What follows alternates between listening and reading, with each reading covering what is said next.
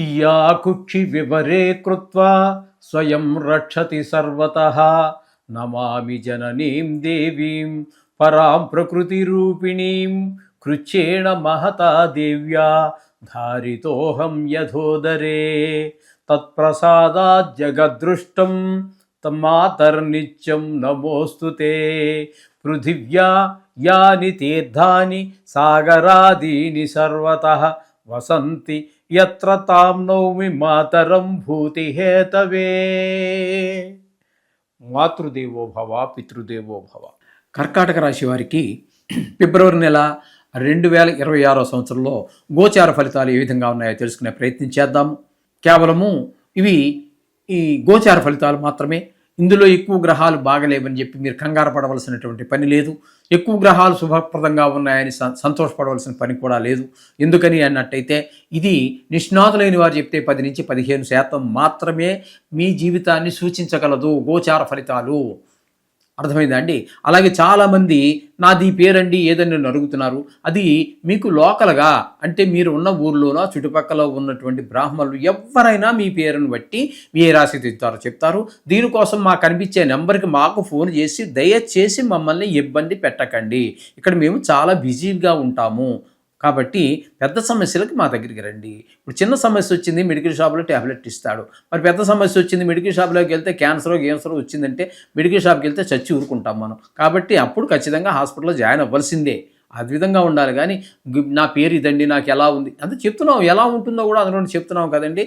దయచేసి మీరు ఆగ్రహించకుండా అని ఆలోచించి మమ్మల్ని ఇబ్బంది పెట్టవద్దు. గోచార ఫలితాల గురించి మమ్మల్ని మేము చెప్పాల్సిందంతా ఇందులోనే చెప్తున్నామండి. ఏ ఒక్కటి స్కిప్ అయ్యేది కానీ అంటే దాటడం కానీ లేదా ఎక్కువ చెప్పడం కానీ మిమ్మల్ని సంతోషపెట్టడం కోసం నాకు అవసరం ఏముందండి.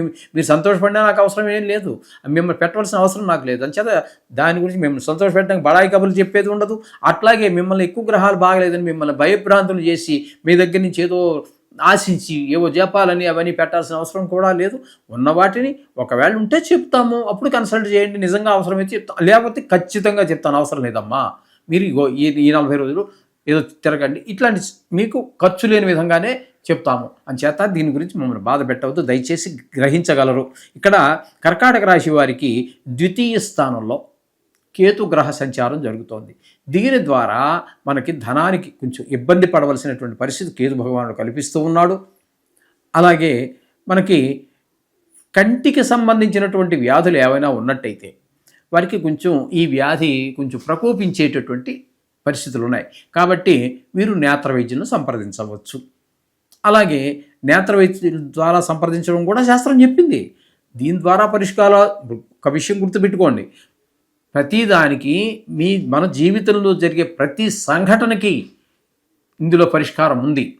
అయితే కొన్ని సందర్భాలలో దీని పరిష్కారాలతో పాటుగా వైద్యుణ్ణి కూడా సంప్రదించమని శాస్త్రమే చెప్పింది. పరాశరుల వారే చెప్పారు. ఈ జ్యోతిష శాస్త్రాన్ని మనకు అందించిన ఆయనే చెప్పారు. కాబట్టి వైద్యుడి దగ్గరికి వెళ్ళాల్సిందే. అది కూడా మేము ఖచ్చితంగా చెప్తాం.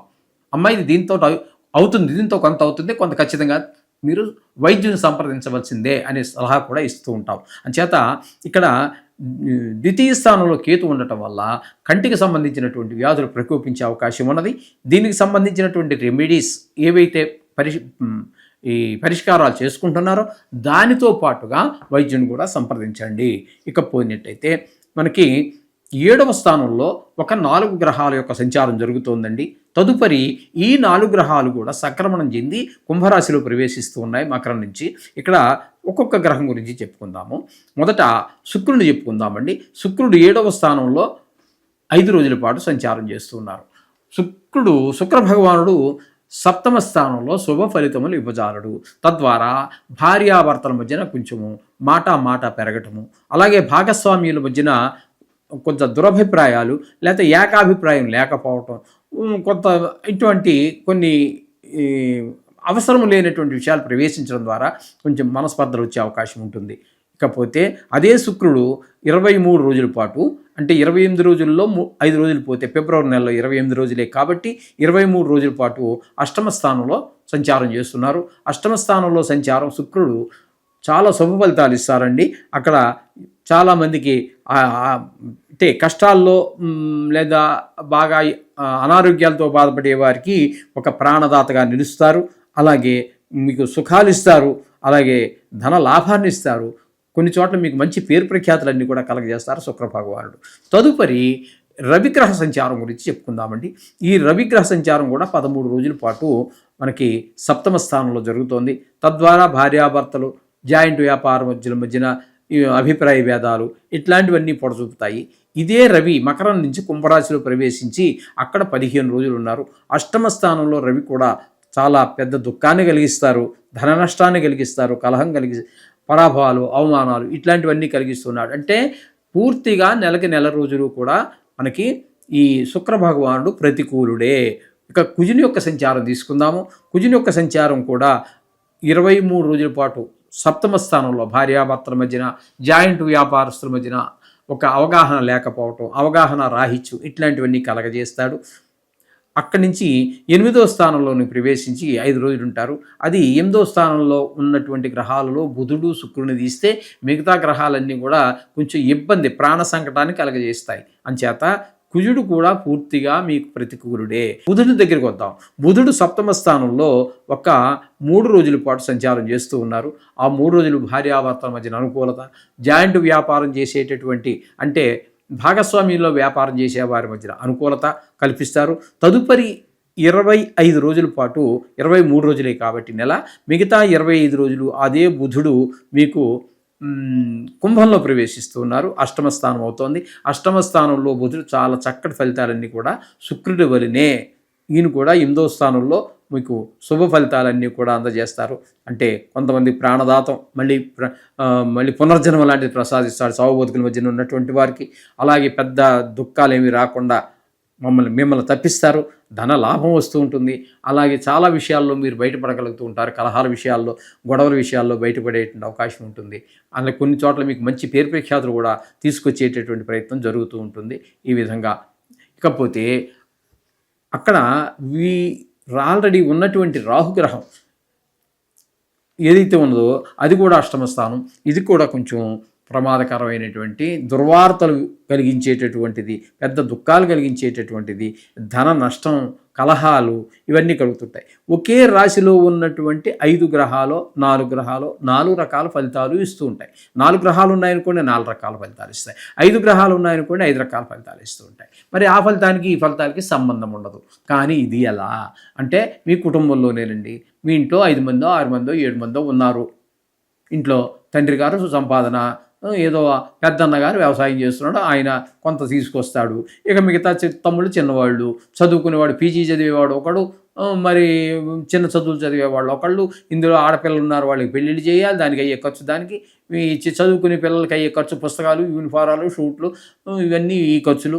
భార్య అంటున్నారు, ఆవిడేవో వడ్డించి అందరికీ సౌకర్యం చేస్తూ ఉంటారు. ఆ మహాతల్లి ఆవిడికి ఖర్చులు ఉండవంటే ఆవిడకుండే చీరలు గీరలు, మడి తడి, పూజ, రోజు పుష్పాలు కొనాలి. ఇదివరకు పూలు అంటే ఊరికే దొరికేవి కాబట్టి కొనేవాళ్ళం. ఇప్పుడు పూజ అంటే చాలా ఎక్స్పెన్సివ్, అంటే చాలా ఖరీదుతో కూడుకున్నది అయిపోయింది. ఏ గుడికి వెళ్ళే ప్రతిదానికి టిక్కెట్, ఒక పుష్పం కొనాలంటే టిక్కెట్, నూనె కొనాలంటే టిక్కెట్, ఏది ఫ్రీగా వచ్చేటటువంటిది లేదండి. అగరబత్తీలు, కర్పూరం, అందులో దేవుడి పూజ అంటే కూడా ఒక సామాన్యుడు భయపడేటటువంటి పరిస్థితి అండి. దేవుడికి వెళ్ళి హాయిగా మనస్ఫూర్తిగా నమస్కారం చేసుకొద్దాం అనేటువంటి పరిస్థితులు. దర్శనానికి టిక్కెట్ పోనీ ఏది సమర్పించలేమండి. తప్పేం కాదు, సమర్పించాలని ఆయన ఏం కోరలేదు మిమ్మల్ని. మనం సమర్పించుకుంటున్నాం, మనంతటా మనంగా వాలంటరీగా మనమే సమర్పించుకుంటున్నాం ఆయన మీద భక్తి ప్రపత్తులు ప్రకటించుకోవటానికి. కానీ పోనీ ఊరికే వెళ్ళి దర్శనం చేద్దామంటే చిన్న చిన్న గుళ్ళు అయితే పర్వాలేదు, పెద్ద గుళ్ళల్లో కూడా దర్శనానికి టిక్కెట్టు. ఇక దర్శనం పేరుతో కొన్ని చోట్ల కూర్చోబెట్టాడంటే అక్కడ 5 గంటలకు కూర్చోబెడతాడో 5 రోజులు కూర్చోబెడతాడో వాడి దయ మన ప్రాప్తం. ఈ విధంగా తయారయ్యే అయితే పూజ అనేది కూడా చాలా కష్టతరమైనటువంటి పరిస్థితుల్లో ఉన్నాయి ఈ రోజుల్లో. ఇకపోతే భాగ్యస్థానంలో శని భగవాన్ యొక్క సంచారం అది కూడా శుభ ఫలితములను ఇవ్వజాలదు. భాగ్యస్థానంలో ఉన్నటువంటి వారిని కూడా. అలాగే దాన ధర్మాలకి, గుళ్ళకి, గోపురాలకి తిరిగే పరిస్థితి, అవన్నిటినీ కూడా మనం వెళ్ళాలనుకున్నా కూడా వెళ్ళలేనటువంటి పరిస్థితులు కల్పిస్తూ ఉంటాయి. ఒకవేళ గుడికి వెళ్ళినా కూడా మనసు లగ్నం కానటువంటిది, ఈ విధమైన పరిస్థితులన్నీ ఏర్పడుతూ ఉంటాయి. తండ్రి గారి ఆరోగ్య విషయంలో మరింత జాగ్రత్తలు తీసుకోవాల్సినటువంటి పరిస్థితి కూడా ఏర్పడుతూ ఉంటుంది.